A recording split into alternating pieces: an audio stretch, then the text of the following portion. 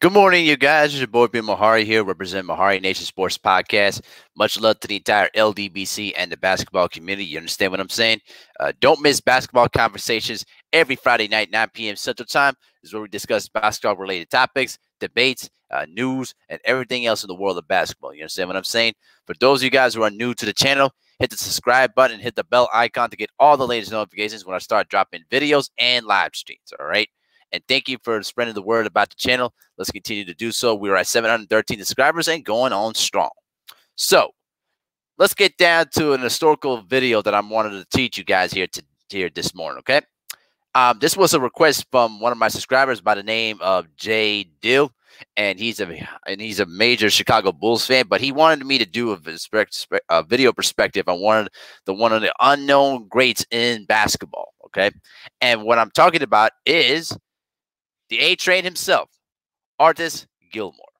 At the time, he was one of the Chicago Bulls' greatest players, okay, and was a very gifted 7-footer. 7 feet 2 inches, and weighing at 240 pounds. He was one of the most underrated and perhaps one of the most unknown Hall of Famers anyone's ever seen in the history of basketball. All right, and when he started out his basketball career in college, he actually started in the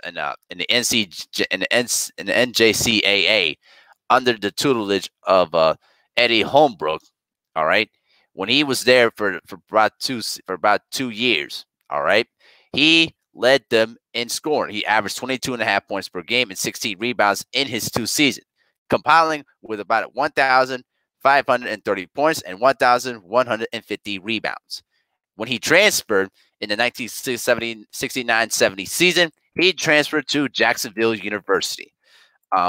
This is where Artis Gilmore cemented his legacy as one of the premier players in basketball. Okay, when he played for 2 years, he led the Jacksonville Dolphins to a 27-2 record.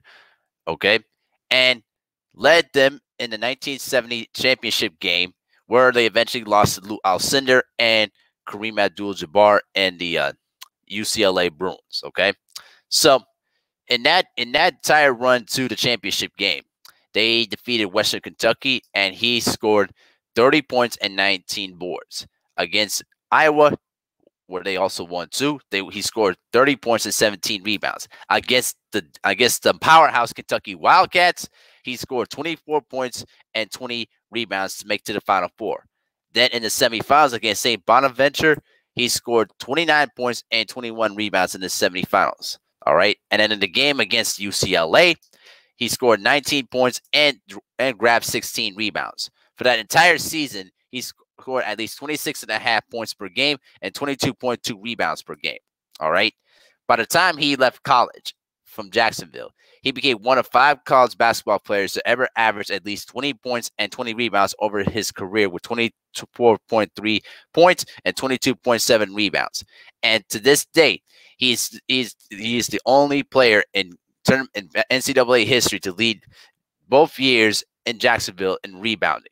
All right. And his career average of 22.7 rebounds per game is still to this day the highest rebounding average in the history of NCAA Division I basketball. That is amazing. So we move on to his professional career. He was drafted by the Kentucky Colonels in the 1971 ABA draft, and he was drafted by the Chicago Bulls in the 1971 NBA draft. But Gilmore was more interested in playing in the ABA, so he took an offer of 10 years worth $2.5 million to play in Kentucky. Now, at the time, the NBA knew that Gilmore was not going to sign with the Bulls. But what the Bulls did was that they strategically used a 7th-round pick to secure any possible rights for the future in the event if Artis Gilmore decides to try to go to the NBA. And by the time he came into the NBA, he was a beast. He was an absolute beast. When in his rookie year with Kentucky, he averaged 23.8 points per game and grabbed 17.8 rebounds and shot 59% from the field. Just amazing stats, as he won ABA Rookie of the Year and won the ABA Most Valuable Player Award. All right. Both of those awards were over Julius Erving. All right. And when he came into Kentucky in the ABA in his first year in the ABA, his team was only 44-40 before he came. But when he came in after his rookie year, they finished 68-16. Just amazing. So during his 5-year ABA career, he led the ABA 4 times in rebounding average, twice in both field goal percentage and blocks per game, and once in personal fouls, whatever that is. He also was named to the All-ABA First Team 5 straight times and All-Defensive Team 4 times. And he also played in the ABA All-Star game all 5 years he was in, earning the 74 All-Star MVP. But his career achievement came in when he was playing with Dan Essel in the 1974-75 ABA season, in which they won the 75 ABA championship over the Indiana Pacers. In that final game of that series, he scored 28 points and grabbed 31 rebounds in front of 16,000 fans as they went on to celebrate their great achievement of winning a championship. During his time, he was perhaps one of those guys that was pretty much a Will Chamberlain of the ABA. He averaged about 22.3 points, 17.7 rebounds, and shot 58% from the field, averaged 3.4 blocks per game, three assists per game during his 5 seasons in the ABA. Just amazing stats. All right. But when the ABA merged with the NBA during the 70s, during the 76 season, all right, there were only 4 teams from the ABA that basically absorbed into the NBA, and that were the Denver Nuggets, the Indiana Pacers, the New York Nets that eventually became the New Jersey Nets, and the San Antonio Spurs. Unfortunately, the Kentucky Colonels weren't absorbed into the NBA, and basically that franchise went down the drain. But thankfully, the Bulls retained his draft picks, and they were able to sign him for a 3-year, $1.1 million deal for the next 3 years. So during that time when he was playing with the Chicago Bulls, I got the stats right here. Okay, during his time with the Bulls, he played 7 seasons with the Bulls, averaged 19.3 points per game, and then in terms of his rebounding, he averaged at least, as I pull it up real quick, 11.1 rebounds per game. And when you look at how his game was basically set up, he was an excellent mid-range shooter. If you type in, YouTube highlights of Artis Gilmore, there's a long 1-hour video that pretty much details his entire game. And what Artis Gilmore was really good was that he was a good mid-range shooter from inside the foul line area. Okay, and he can finish with either hand. He can finish with either block with his left hand, and he had an excellent sky hook or jump hook using with his left hand. All right, when it came to transition play, he knew how to run the lanes wide, but he particularly loved to run on either end. But particularly with his on the left end, where he can basically finish. But when he basically had to go up and quickly post, it sort of the same thing that Shaquille O'Neal used to do in the loss with the Lakers. He would run to the middle of the floor, stop in the middle of the paint, get the ball, and go for the power finish. And nobody could stop him with that. All right. And also, he was a very good passer too. The one thing that Artis Gilmore loved to do is that he would work out of the high post and drop the ball on the inside, more of like a high-low type of set. And he was a very unselfish passer too out of the post, even when he came off of double teams. Okay, and he was an excellent rebounder too. When you look at his rebounding stats,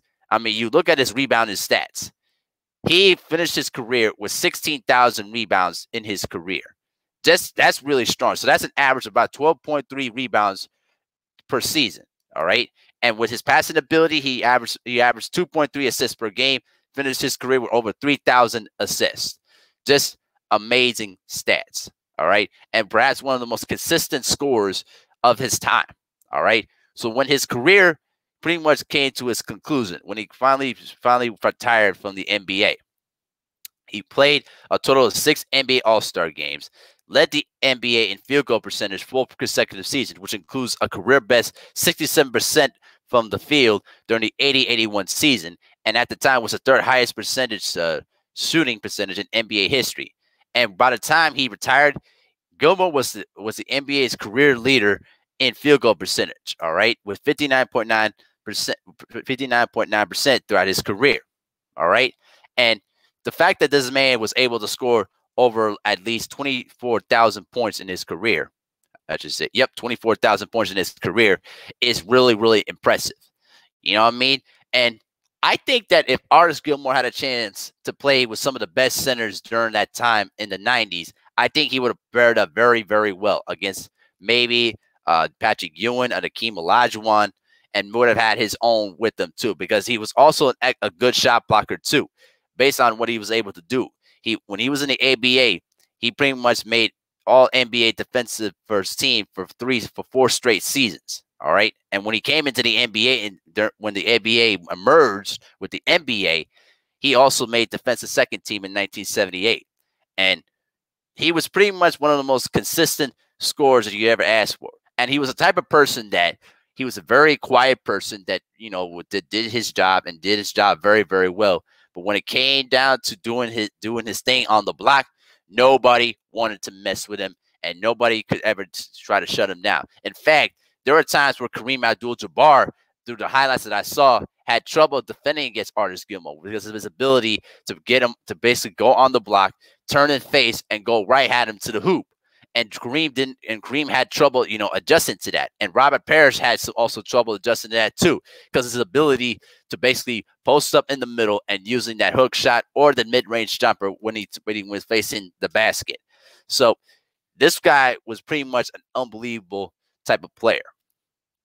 But it took him almost till like 2011 for him to go into the Naismith Memorial Basketball Hall of Fame.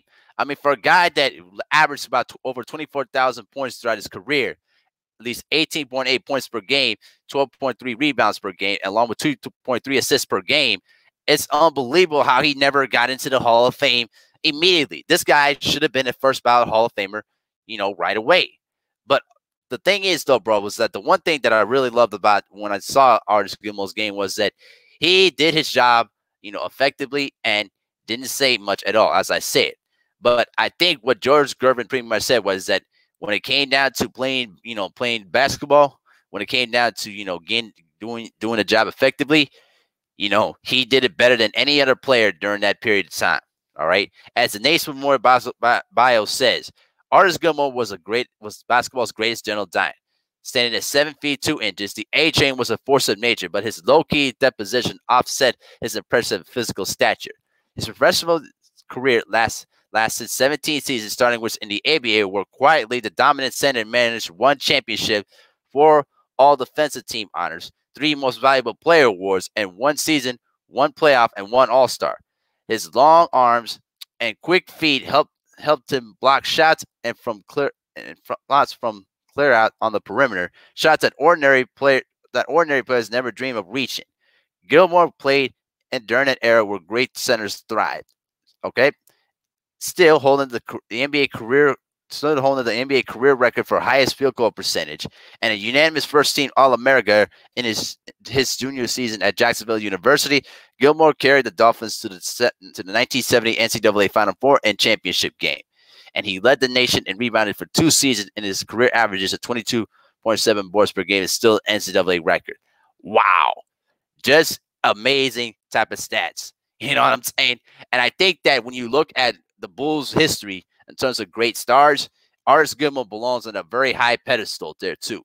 Obviously, with Michael Jordan being on the top, but I would put Artis Gilmore at number 2 as one of the greatest Bulls players in the history of the game, behind, you know, Jerry Sloan. I mean, to say Scottie Pippen, and then you say Jerry Sloan, rest in peace, Nor Van Leer, and Bob Butterby Love. Those are the great Bulls players during that period of time in the 60s and the 70s, way before the Jordan and Pippen era and the championship era began in the 90s. You know what I mean?